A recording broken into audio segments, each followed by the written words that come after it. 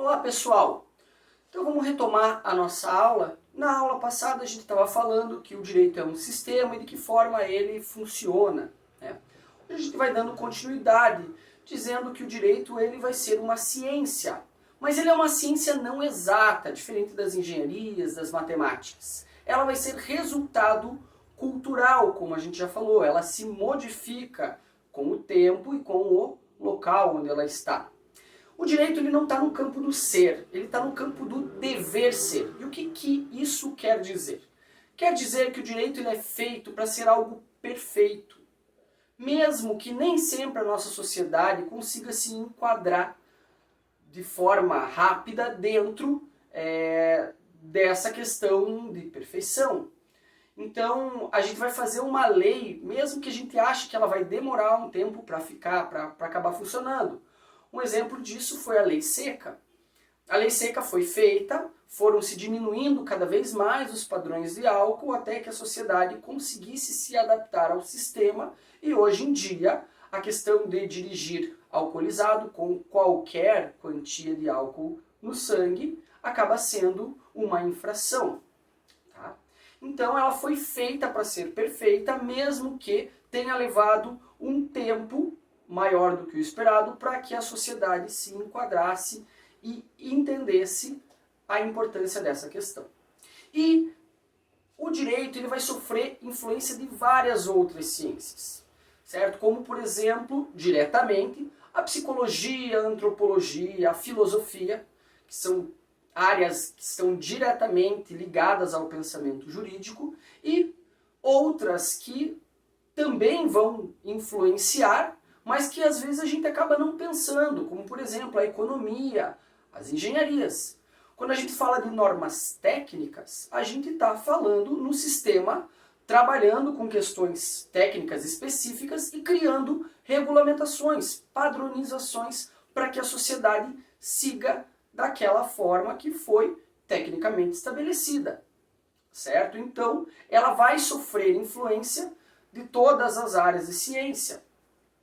E ainda que seja ciência, ela também vai ser resultado da cultura, como a gente já falou, e também um sistema oficial de resolução de conflitos, como a gente já tinha visto. No primeiro momento, prevenir, e num segundo momento, caso aconteça, resolver conflitos que eventualmente possam vir a surgir. E, enquanto sistema, ela vai buscar na lei os parâmetros, ainda que essa lei não seja perfeita. Então ela vai buscar um guia, vai buscar seguir aquilo que foi colocado na legislação. E quais as fontes que a gente tem no direito? O direito possui 5 fontes. O direito brasileiro, que segue o sistema da civil law, o sistema romano-germânico de direito, ele vai ter uma fonte principal. Então aqui no Brasil, quando a gente pensa em direito, a gente sempre vai lembrar de uma fonte antes das demais. E qual fonte seria essa? Essa fonte é a legislação. Então aqui a gente segue muito o que está determinado na lei, nas regras e nas normas. Tá? Então a gente sempre vai buscar na legislação a fonte principal para saber se a gente pode ou não pode fazer determinadas coisas, ok? Mas não é a única fonte do direito, nós ainda temos outras 4 fontes que também influenciam o nosso sistema jurídico. Quais são essas outras fontes? Nós vamos ter os costumes, como nós já falamos. O costume ele vai influenciar muito o sistema jurídico em determinado momento histórico ou em determinada localidade. Um exemplo disso seriam os rodeios. Tem algumas localidades, alguns municípios, que não têm nenhuma ligação com a atividade de rodeio. Então, naquele município, realiza-se uma proibição específica, informando que naquele município não se podem realizar rodeios. Já outros municípios que têm uma afinidade muito maior com a atividade de rodeios, se vocês forem pensar na cidade de Barretos, que tem uma tradição enorme de rodeios no Brasil, as atividades de rodeio são permitidas e a legislação daquele local, ela trabalha para possibilitar essas atividades desde que elas não impliquem em maus tratos aos animais. Então o costume muda de acordo com a localidade e também muda de acordo com o momento histórico.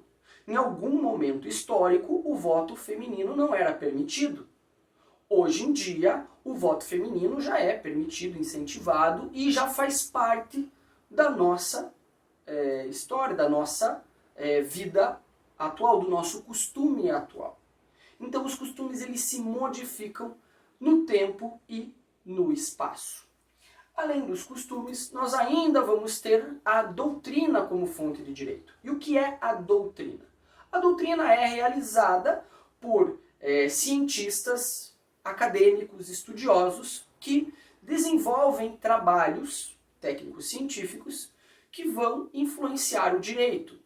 Não necessariamente que esses doutrinadores precisem ser da área jurídica. Nós podemos ter psicólogos, economistas que realizem estudos e que esses estudos venham a influenciar o sistema jurídico através de livros, de artigos científicos, de textos publicados em jornais ou revistas. Tá? Então, isso pode ser considerado como doutrina, influenciando o sistema jurídico, fazendo com que o sistema jurídico se modifique, inclusive. Tá? Ainda nós vamos ter a jurisprudência como fonte do direito. A jurisprudência, apesar de ter esse nome complicado, ela é muito simples. Jurisprudência nada mais é do que a utilização de casos já julgados pelo direito como fonte do direito. Então, uma determinada questão que não tem uma legislação muito específica, muito clara, ou que haja uma certa dúvida em relação de como o direito funciona naquele caso concreto, pode-se utilizar casos já julgados dentro do próprio sistema jurídico brasileiro para que esse caso que está sendo analisado seja julgado da mesma forma. Isso pode ser utilizado por advogados, por juízes, por promotores, para basear as suas defesas, ou até mesmo para o próprio cidadão que quer saber o que ele pode fazer em determinado caso. Basta consultar a jurisprudência. Lembrando que a jurisprudência é a fonte primária de direito em alguns países que seguem a regra da common law. Então, nesses países eles sempre se baseiam em casos já julgados para determinar de que forma o direito vai se encaminhar. E eu deixei por último, mas não menos importante, de forma alguma, uma das principais fontes do direito utilizadas no mundo inteiro, vão ser os princípios de direito. E o que são os princípios? Princípios são ideias gerais sobre como o direito vai se comportar. Eles são a base do direito. E eu trouxe uma definição do professor Celso Antônio Bandeira de Mello sobre o que é princípio. E o professor Celso Antônio fala que o princípio é, por definição, um mandamento nuclear de um sistema, ou seja, ele é o núcleo do sistema. Então, o princípio está para o sistema jurídico da mesma forma como o núcleo está para uma célula. Ele contém todas as informações mais importantes que a célula precisa para poder estar viva. O princípio vai ser o verdadeiro alicerce do sistema jurídico. Então, assim como a construção de uma casa necessita de um alicerce, de uma base sólida, o direito vai precisar dos princípios para poder construir as ideias em cima. Então ele vai ser uma disposição fundamental, algo que é imprescindível ao sistema jurídico e que vai se irradiar como uma luz sobre diferentes normas. Então, o princípio ele funciona exatamente como uma luz. Imaginem numa floresta em que a luz do sol se irradia pelas árvores. Algumas são mais irradiadas por estarem mais mais altas, outras menos irradiadas, mas todas acabam recebendo aquela luz solar, que seria a irradiação dos princípios. Tá? Então, ele vai se irradiar sobre diferentes normas e vai compor-lhes o espírito. Então, assim como algumas religiões entendem que o corpo não é nada mais do que um conjunto de células, um conjunto de órgãos, de tecidos, o direito não é nada mais do que um amontoado de letras e palavras, se elas não tiverem o espírito, que é o princípio. Tá? E aí, esse espírito vai servir de critérios diferentes para a exata compreensão do que o direito está tentando trazer. Então, sem o princípio, você não consegue entender exatamente o que a norma jurídica está tentando apontar. Tá? E de inteligência, exatamente porque o princípio ele vai definir a lógica e a racionalidade do sistema normativo. Então, sem o princípio, você não consegue fazer esse encaixe, você não consegue entender esta lógica específica. E aí, o princípio vai conferir a tônica, a força que vai ter cada norma e vai dar um sentido harmônico ao sistema como um todo. Vocês já devem ter ouvido falar no princípio da isonomia, o princípio da igualdade, que diz que todos são iguais perante a lei. Mas se você não entender o princípio, o que rege esse princípio, essa frase, todos são iguais perante a lei, ela praticamente não tem sentido. Porque algumas pessoas dentro do nosso sistema jurídico não são iguais. Elas são desiguais. E se você não tiver o princípio por trás dessa ideia e você tratar todos de forma igual, você vai acabar cometendo uma injustiça. Um exemplo disso são pessoas que possuem alguma deficiência física. Essas pessoas têm uma certa dificuldade para conseguir se enquadrar no mercado de trabalho, em alguns casos.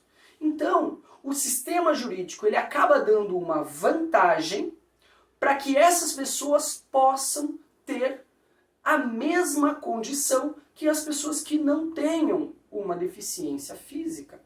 Então, o sistema jurídico ele acaba dando incentivos fiscais para que as empresas contratem pessoas com algumas deficiências. E as empresas que atingirem uma porcentagem acabam tendo benefícios fiscais. Isso está dentro do princípio da igualdade, porque ele não é simplesmente todos são iguais perante a lei. Ele determina que aqueles que têm uma desigualdade sejam tratados de forma diferente, na medida da desigualdade que elas tiverem. Então vejam como a ideia muda quando você consegue entender o princípio como um todo. Ok? Gente, então encerramos por aqui essa aula de hoje e vamos continuar na sequência com um tópico diferenciado. Até lá!